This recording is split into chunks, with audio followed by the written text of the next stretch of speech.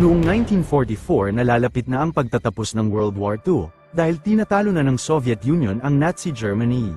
Ang bansang Finland na kaalyado ng Germany ay nagpasyang makipag-areglo sa Soviet Union, pero kasama sa kasunduan ng Finland at Soviet Union, kailangan palayasin ng Finland sa kanilang bansa ang mga Nazi. Nagalit ang Germany sa pagtiwalag sa kanila ng Finland at bilang ganti ng Nazi, bago sila lumabas sa rehiyon ng Finland na Lapland sinira ng Nazi ang mga tulay at syudad. Ginagahasa rin ang mga babae dahilan para sumiklab ang labanan ng dating magkaalyadong Finland at Germany, na tinawag na Lapland War. Ito ang Finnish action movie na pinamagatang Sisu, na ipinalabas noong January 2023. Sa kabila ng kaguluhan sa Lapland, nasa kabukiran lamang ng Lapland ang matandang si Korpi na walang pakialam sa nangyayari sa paligid, kasama lang nito ang kanyang kabayo at alagang aso. Isang dating Finnish komando si Korpi, pero nang madamay sa digmaan at mamatay ang kanyang asawa at dalawang anak, umalis ng militar si Korpi. Paghahanap na lang ng ginto sa kabukiran ng Lapland ang pinagkaabalahan ni Korpi. Umabot ng ilang buwan sa kabukiran si Korpi, araw-araw nasa ilog at nagbabaka sakaling makakita ng ginto. Isang araw laking tuwa ni Korpi na makakita ito sa ilog ng maliit na ginto, palatandaan na may nakadepositong mga ginto sa lugar. Agad naghukay si Korpi sa lupa na malapit sa ilog, walang tigil sa paghuhukay sa paligid, hanggang magulat na lang si Korpi na natumbok na nito ang tamang lugar, at matagpuan ang malaking deposito ng ginto. Matapos makuha lahat ni Korpi ang mga pira-pirasong ginto, magdamag niya itong binantayan para makasiguradong hindi mananakaw. Kinaumagahan sumakay si Korpi ng kanyang kabayo, papuntang syudad ng Rovaniemi para ibenta ang mga ginto.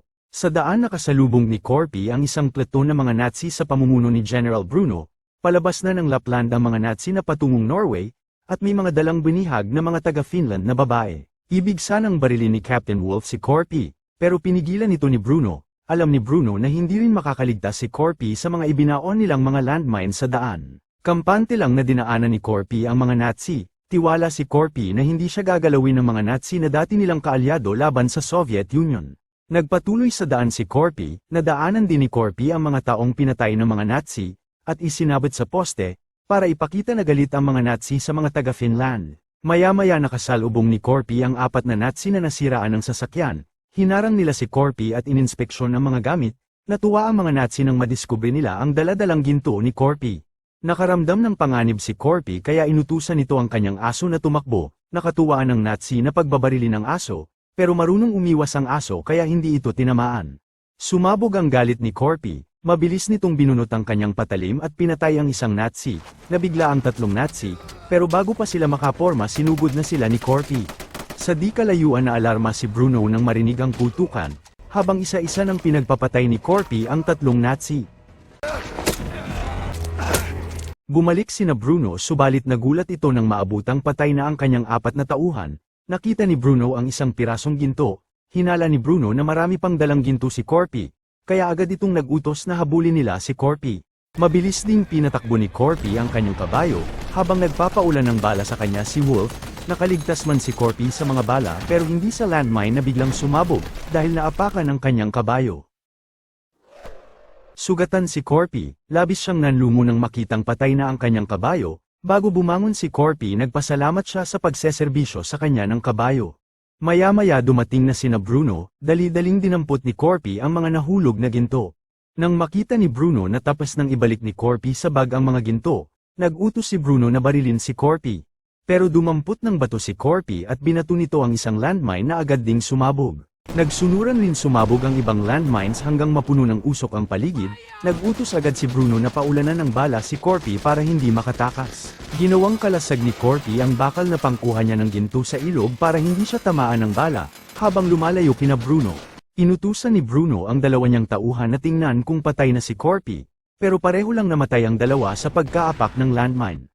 Ilang sandali pa nang mawala ang usok hindi na nila makita pa si Korpi, pero napulot ni Bruno ang naputol na dog tag ni Korpi. Sinundan pa rin ni Bruno si Korpi pero kumuha ito ng 2 bihag na babae, at pinaunang lumakad sa daan para kung may landmine, ang mga babae ang unang sasabog.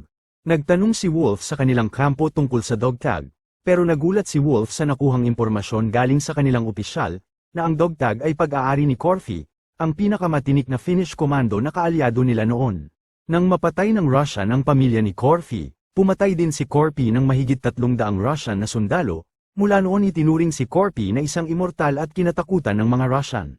Sinabi ni Wolf na nag-utos ang opisyal na lumabas agad sina Bruno sa Finland, dahil siguradong uubusin silang patayin ni Corpy.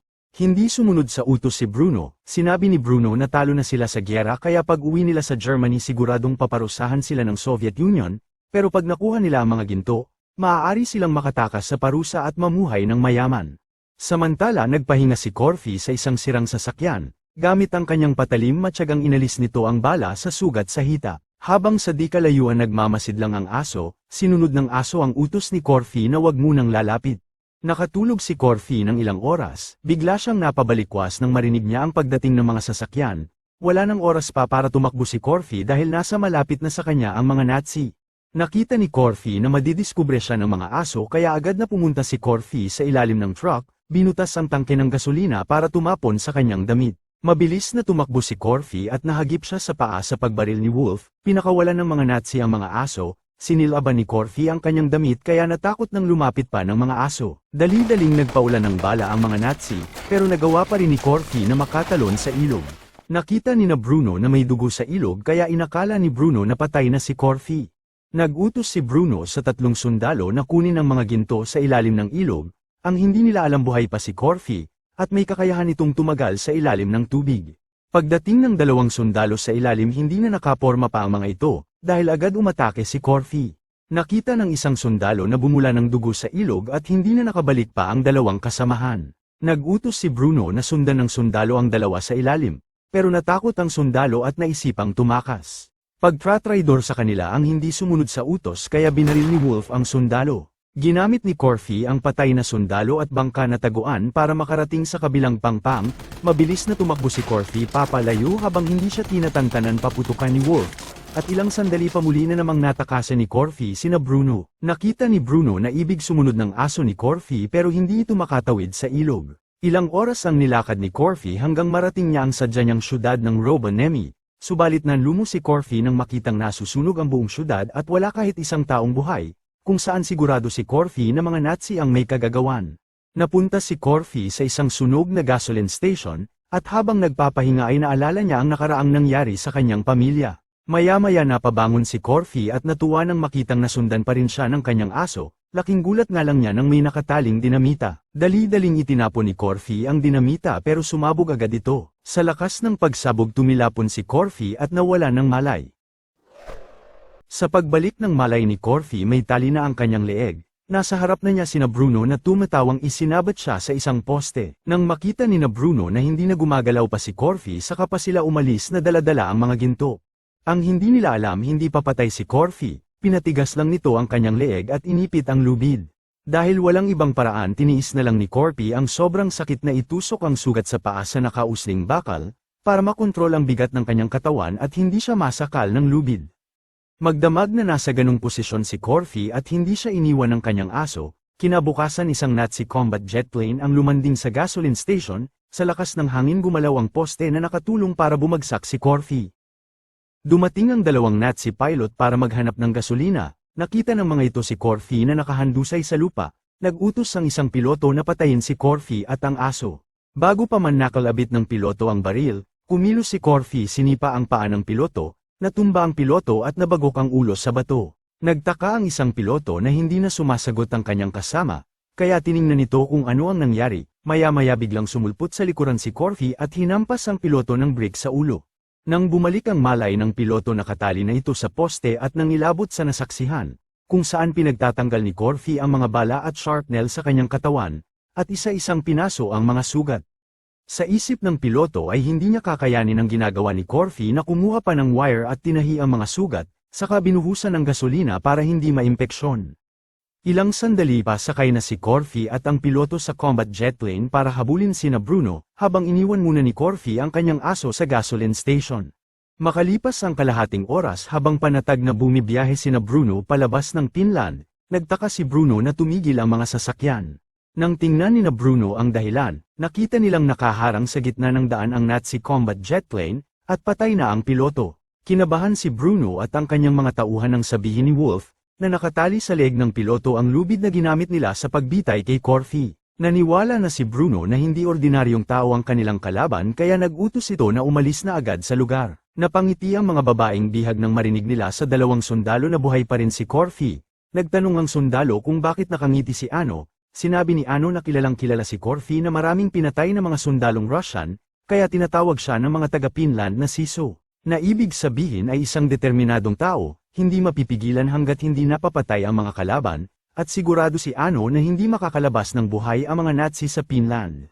Maya-maya patay agad ang isang sundalo ng saksakin sa likod ni Corfy, habang ang isa ay inihulog ni Corfy at nasagasaan ng tangke. Binigyan ni Corfy ng baril ang mga babaeng bihag at pinahanda ang mga ito sa susunod nilang gagawin. Umakyat si Corfy sa itaas ng truck para patayin ang driver at ihulog. Mabilis na hinawakan ni Ano ang manibela at itinuloy nito ang pag-drive. Nagmamadali ding sumampas si Corfy sa tangke, habang binilisan ni Ano ang pagpatakbo sa truck. Nang tumapat na ito sa isa pang truck, binaril ni Ano ang driver, nagsilabasan din ang mga babae at pinaulanan ng bala ang mga sundalong Nazi. Nakita ng driver ng tangke ang nangyari at nalamang nasa itaas na nila si Corfy. Bigla nitong inihinto ang tangke kaya nahulog si Corfy. Lumabas si Wolf na nagmamadaling pinagbabaril si Corfy, nakapagtago agad si Corfy at sa likod dumaan para maakyat ang tangke. Lumaban ng mano-mano si Wolf pero hindi ito umubra kay Corfy na binali lang ang kamay ni Wolf. Nag-utos si Bruno na bilisan ang pagpatakbo ng tangke dahilan para mahulog ang dalawa. Papatayin na sana ni Corfy si Wolf nang dumating din ang dalawang Nazi. Pero dahil sa takot nila kay Corfy, hindi na lumaban pa ang dalawa at nagkukumahog na tumakbo. Sumakay si Corfy sa motorsiklo at iniwan na lang si Wolf sa daan. Akala ni Wolf ay nakaligtas na siya sa kamatayan, laking gulat ni Wolf nang makitang dumating ang mga babaeng bihag, na halatang sabik maningil sa mga atraso ni Wolf. Samantala sa di kalayuan, naghihintay kay Bruno ang isang Nazi bomber plane, lumalabas na may nakahanda ng plano si Bruno na maunang makalabas ng Finland mag-isa. Kasama sa balak nitong hindi isama ang kanyang mga tauhan, kaya walang sabi-sabing binaril ni Bruno ang kasama niyang driver ng tangke. Hindi nagtagal paalis na sina Bruno, eksakto namang nakahabol pa si Corfy at pinagbabaril nito sina Bruno, kung saan tinamaan ni Corfy ang piloto. Walang ibang pagpipilian inihanda ni Corfy ang piko para salubungin ang eroplano. Akala ni Bruno tuluyan na siyang nakatakas kay Corfy, ang hindi nila alam nakasabit sa ilalim ng eroplano si Corfy. Gamit ang piko binutes ni Corfy ang eroplano para makapasok ito sa loob. Maya-maya tumayo si Bruno para alamin ang narinig niyang malakas na kalabog sa likuran ng eroplano. Pagbukas ng pintuan nagulat si Bruno na nasa loob na si Corfy. Nagsimulang maglaban ang dalawa pero dahil sa maraming nawalang dugo sa sugat ni Corfy, nakaramdam na ito ng panghihina, kaya nanaig sa laban si Bruno. Hindi pa nakuntento si Bruno, kinuha nito ang lubid na may bakal sa dulo at walang tigil na pinaghahampas si Corfy. Subalit nang mahawakan ni Corfy ang bakal sa lubid, mabilis na ikinabit nito ang bakal sa bomba at agad na pinakawalan. Huli na para makakilos pa si Bruno, nadala na siya pabulusok pababa at sumabog. Sa mga sandaling iyon namatay na rin ang piloto dahil sa tama ng bala, kaya bumulusok na rin pababa ang eroplano. Dali-daling kinuha ni Corfy ang bag na may mga ginto at itinali ang sarili, di nagtagal bumagsak ang eroplano sa putikan. Makalipas ng ilang minuto, lumabas sa putikan na ligtas at buhay si Corfy. Ilang araw ang lumipas kasama ang kanyang aso narating ni Corfy ang Helsinki City, pumasok si Corfy sa bangko at inilabas ang mga dalang ginto. Sinabi ni Corfy na ibig niyang palitan ng papel na pera ang mga ginto, para hindi siya mabigitan sa pagdala. Marami pong salamat sa inyong panonood, susunod na po ang part 2 ng pelikula, at ang shoutout po ay sa susunod na rin po nating video. Ingat po kayo palagi.